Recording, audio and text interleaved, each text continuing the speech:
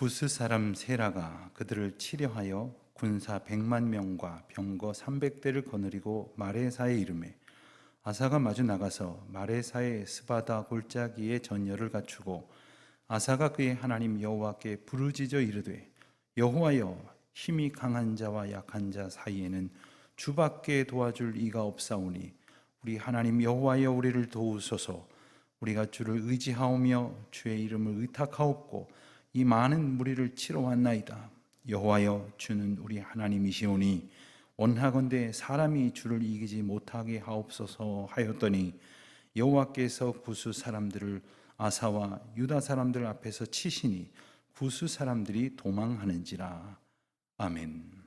내년 봄이면 우리는 새로운 대통령을 선출하는 선거를 갖게 됩니다. 해마다 이맘때가 되면, 또 선거를 앞둔 이런 시기가 되면 우리는 역대 대통령 중에 어떤 분이 가장 훌륭한 대통령이다 이렇게 말들 하기도 하고, 또 나쁜 평가를 받는 대통령을 꼽기도 합니다.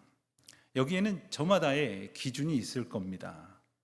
예컨대 경제를 부강하게 이끌었느냐, 민주주의를 발전시켰느냐, 또 외교와 국제 관계를 잘 번영시켰느냐, 이런 여러 가지 이유들을 들어서 평가를 합니다. 우리나라 역사 속에도 많은 왕들이 있었는데 그 비슷한 기준을 가지고 그 공과를 평가하기도 합니다. 우리가 성경을 읽다 보면 구약 성경의 이스라엘에도 아주 많은 여러 왕들이 등장을 합니다. 그런데 그 왕들이 훌륭한 왕으로서 기억되고 있는가, 아니면 그렇지 못한가 하는 구분들이 나오는데 그 기준이 무엇이었을까? 선한 왕, 악한 왕으로 꼽는 그 기준이 무엇이었을까? 그것은 바로 하나님 보시기에 어떠했는가 하는 것입니다. 하나님 보시기에 어떠했는가 하는 기준에 따라서 선한 왕, 악한 왕으로 나누어질 뿐입니다.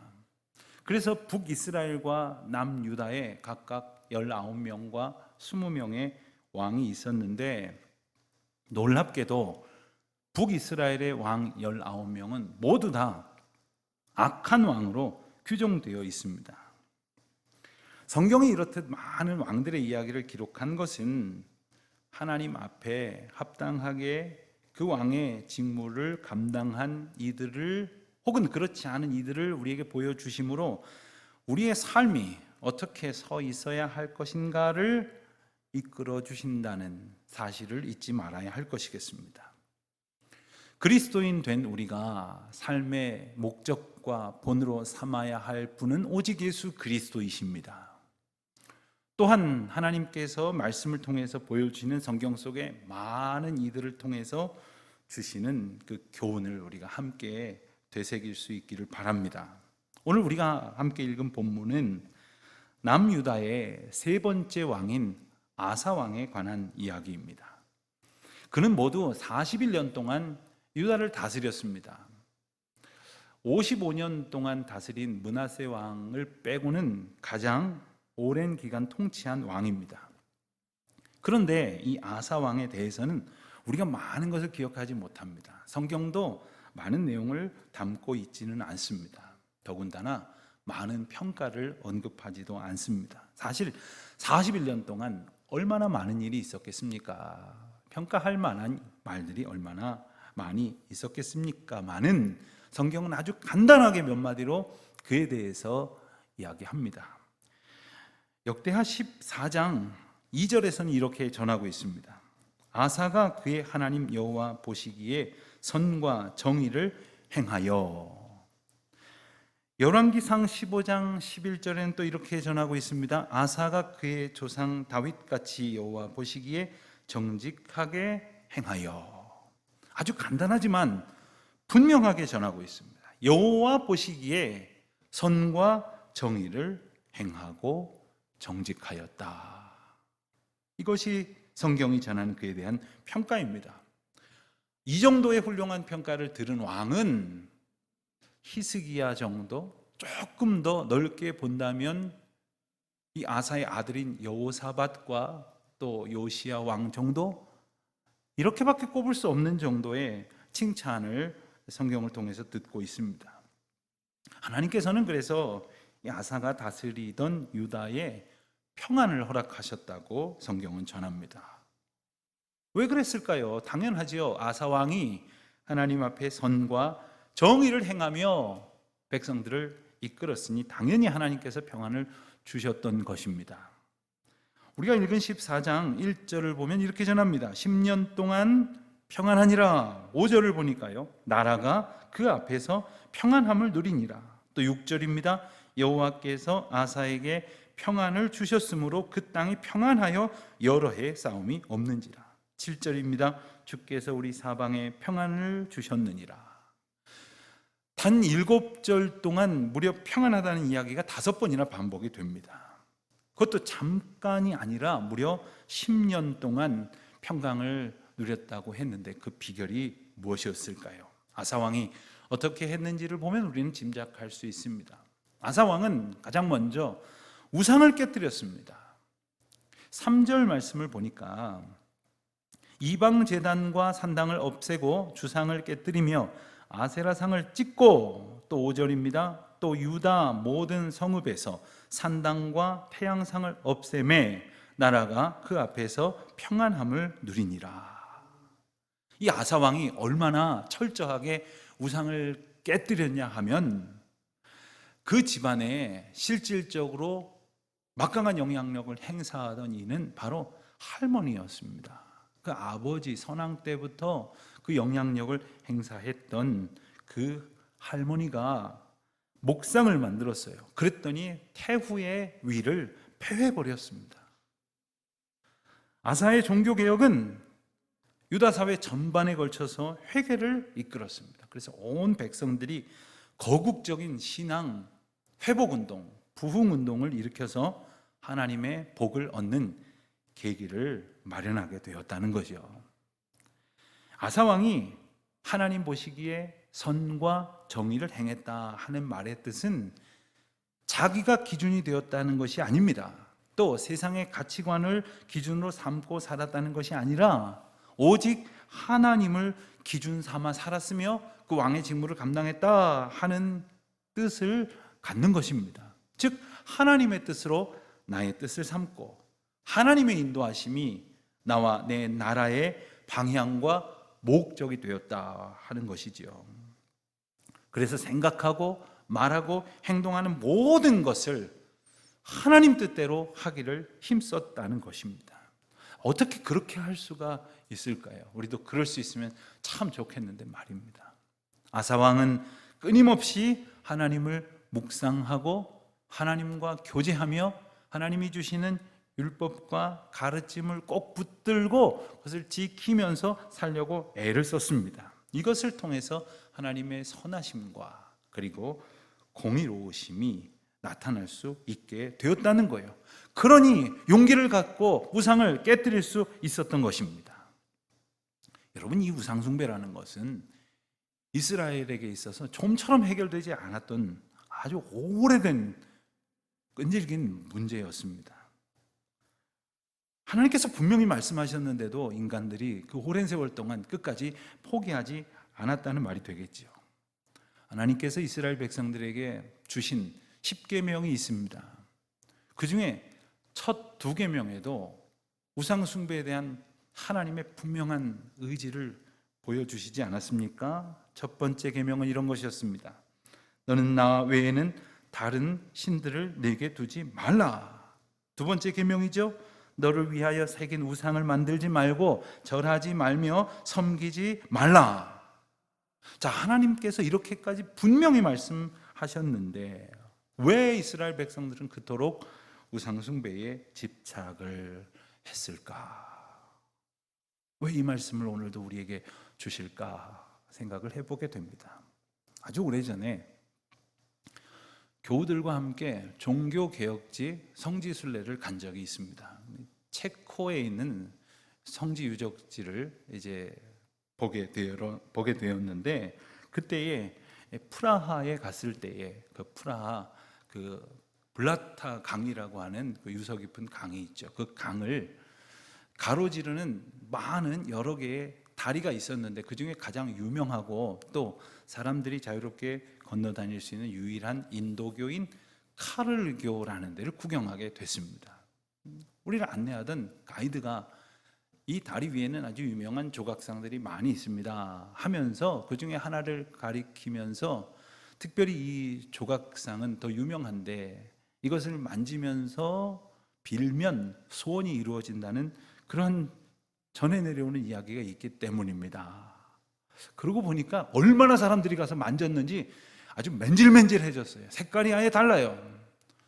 그런데 그 이야기를 들으면서 다들 허허 웃으면서도 하나둘씩 가서 그걸 만지더라고요. 그거 뭐라고 중얼거리는 것 같아요. 왜 그런 겁니까? 아마 그 순간 다들 생각했을 거예요. 내가 뭐 하나님을 지금 버린 것도 아니고 그냥 다들 하니까 그냥 재미로 그랬을지도 모르겠어요. 그러나 이 행동이, 이 조각상이 내 소원을 이루어준다는 그 말에 넘어가서 잠깐이라도 뭐라도 만져보고 뭐라도 붙들어 보고 싶어 하는 것이 바로 우리 연약한 어리석은 인간의 한계고 욕망을 떨쳐버리지 못하는 우리의 부족함 때문인 것이죠.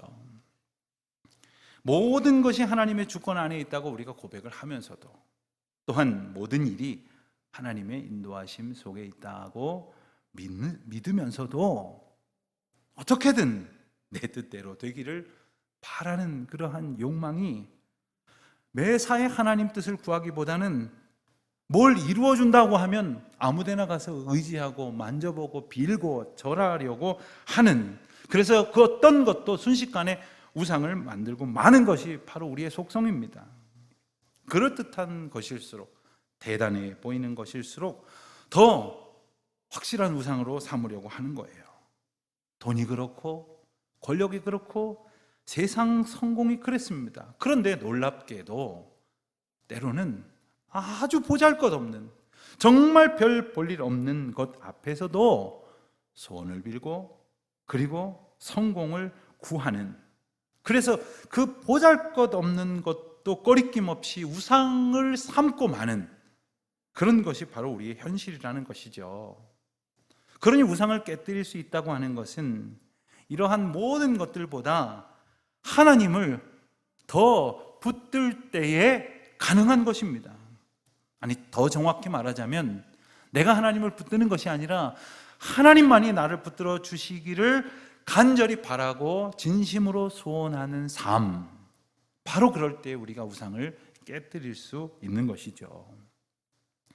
내 마음대로 안 된다고, 또 성공과 안락함 대신 고난과 시련이 내 앞에 닥쳐왔다고 해서 그저 무엇인가를 의지하고 아무 것 앞에나 절을 하는 것이 아니라 오직 하나님만을 바라고 그 하나님 손만 의지한다고 했을 때 우리는 과감하게 우리 곁에 산재해 있는 우상을 깨뜨릴 수 있고 오로지 주님만 바라보는 믿음 생활을 할 수 있게 될 것입니다.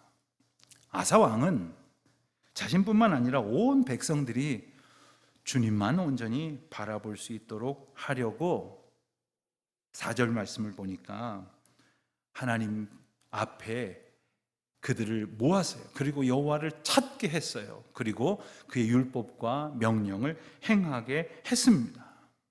하나님을 찾게 했다는 것 또한 그의 율법과 명령을 행하게 했다는 것이지요.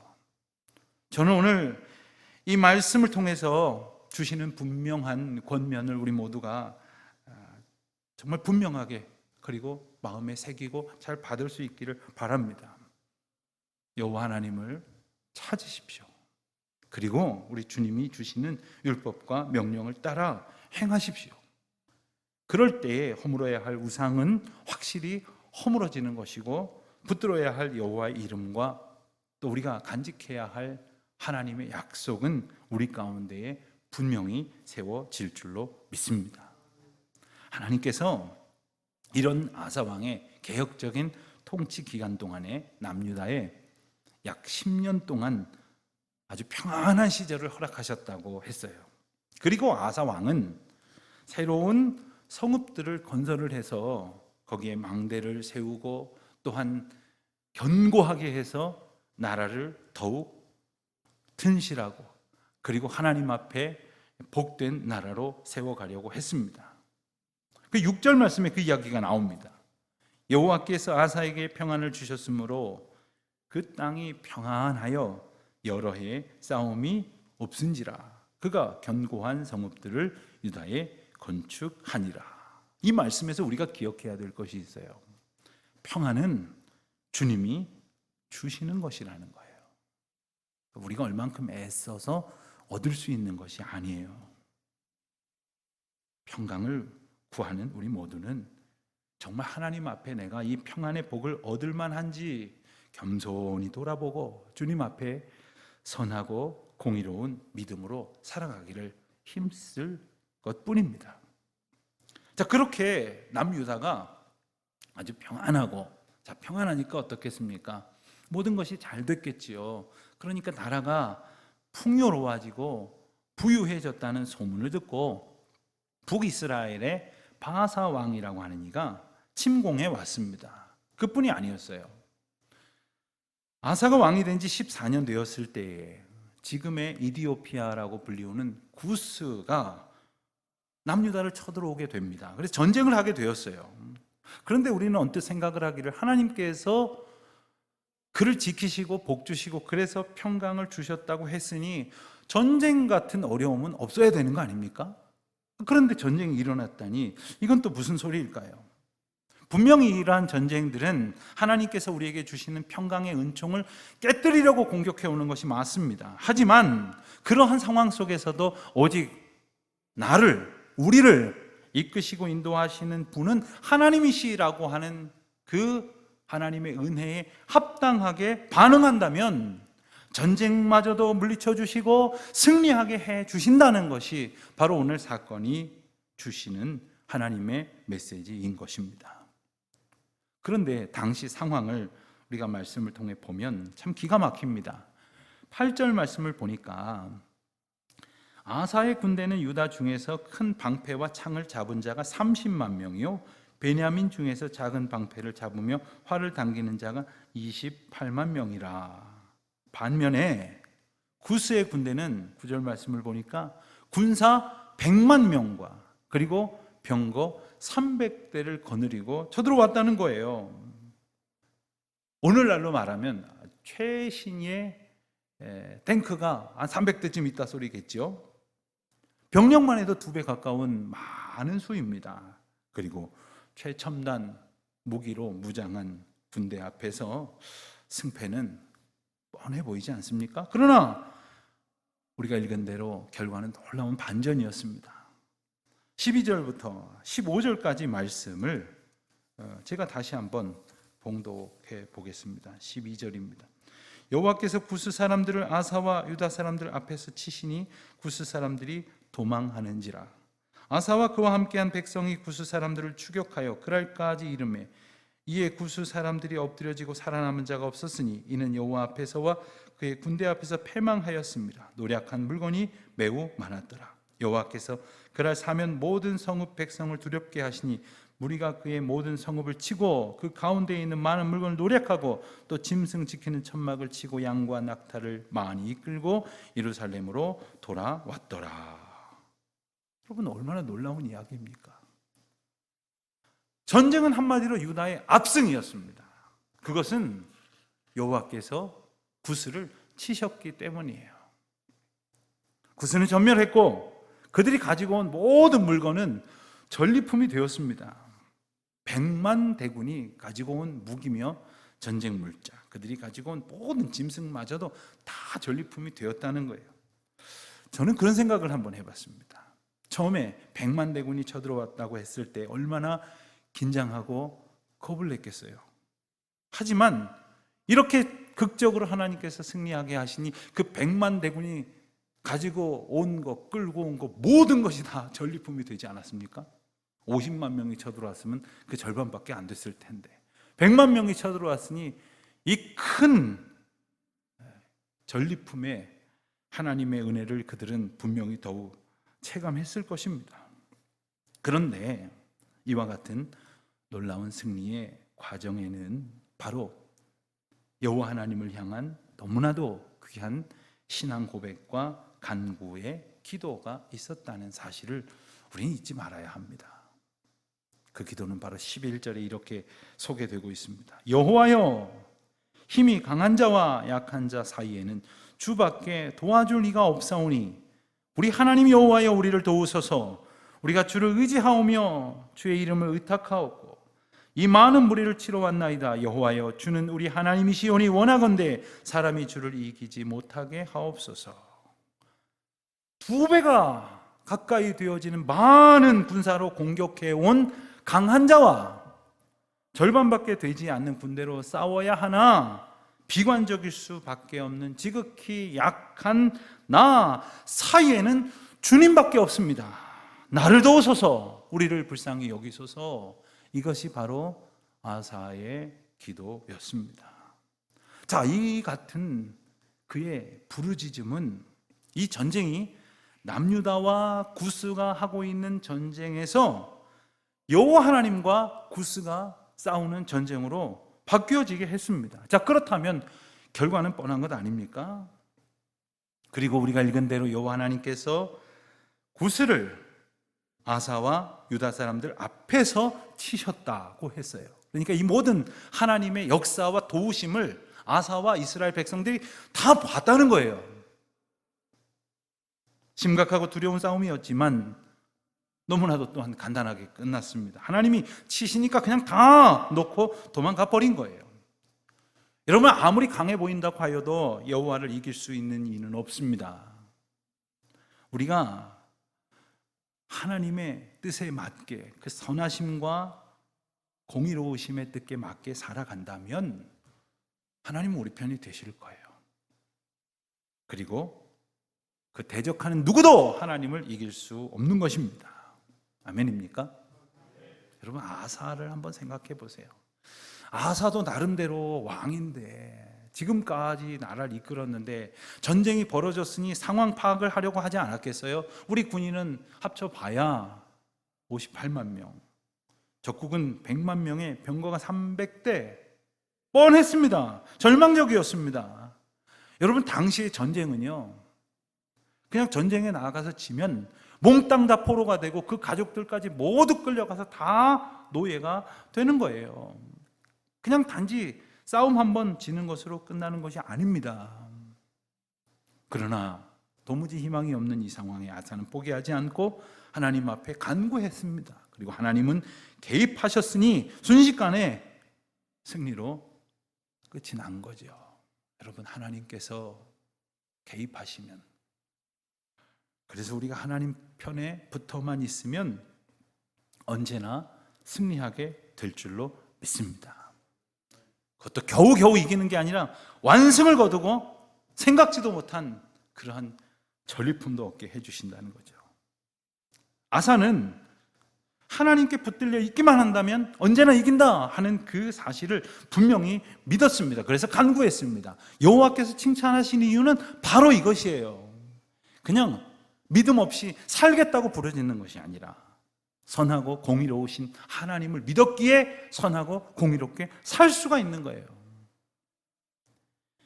이것이 바로 하나님께서 그를 칭찬하신 평가의 기준이었습니다. 아사왕은 이 일이 있은 후에 더욱 강력한 종교개혁으로 그의 통치를 이끌어 가게 됩니다. 그런데 그 가운데에 놀라운 사건이 하나 성경에 기록되어 있어요. 성령에 감동한 선지자를 한 사람 하나님께서 보내주셨어요. 그리고 그를 통해 주신 메시지를 이 아사가 붙들었기 때문에 지속적으로 개혁의 의지를 품을 수 있었던 것입니다. 역대하 15장 2절에 나오는 말씀입니다. 너희가 여호와와 함께하면 여호와께서 너희와 함께 하실지라. 너희가 만일 그를 찾으면 그가 너희와 만나게 되시려니와 너희가 만일 그를 버리면 그도 너희를 버리시리라. 하나님이 보내신 선지자의 메시지였습니다. 여러분, 아사왕은 하나님과 친밀한 영적 교제를 통해서 하나님의 뜻을 더욱더 분명히 붙들 수 있었어요. 그래서 하나님의 뜻에 합당하게 살 수 있었습니다. 그런데 안타깝게도 아사 왕의 말년을 보면 이렇게 오랜 세월 동안 영적 개혁을 이끌었고, 그리고 하나님 앞에 칭찬 듣게 살았기에 온 백성들을 평안하게 하였지만, 그의 마지막 몇 해는 놀랍게도 참으로 불신앙적인 결말을 보여줍니다. 그가 36년째 왕위에 있었을 때, 그러니까 죽기 5년 전입니다. 이스라엘의 공격으로 또 한 번의 전쟁이 벌어집니다.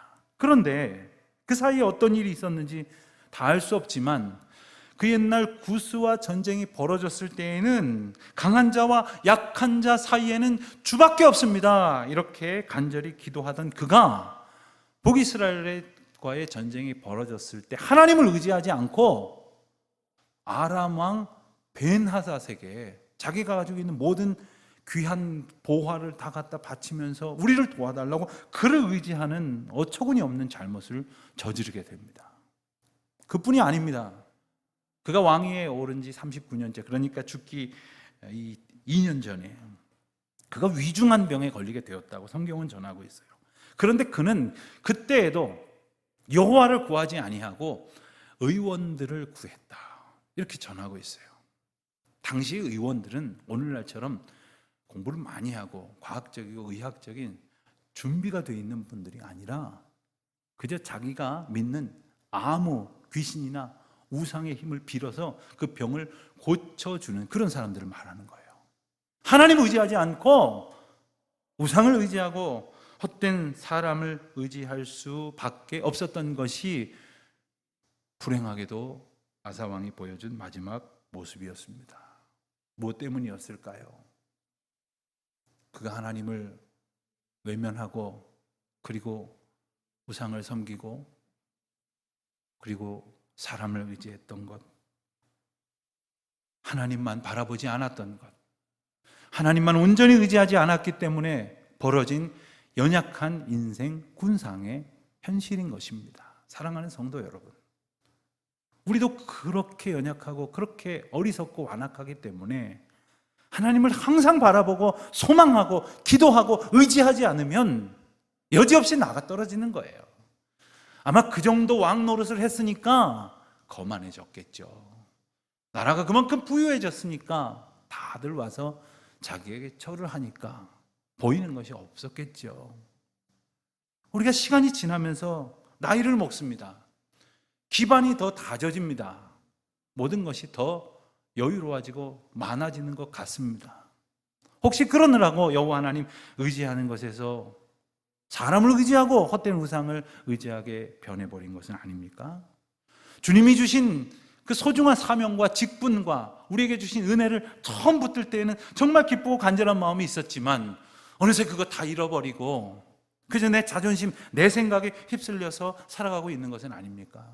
끝까지 주님만 바라보고 주님의 약속하신 은혜, 선하신 하나님을 찬송하며 그 공의로움 가운데에 믿음의 길에서 떠나지 말고 파선하지 말고 주님만 바라보는 저와 여러분 되시기를 우리 주님의 이름으로 축원드립니다.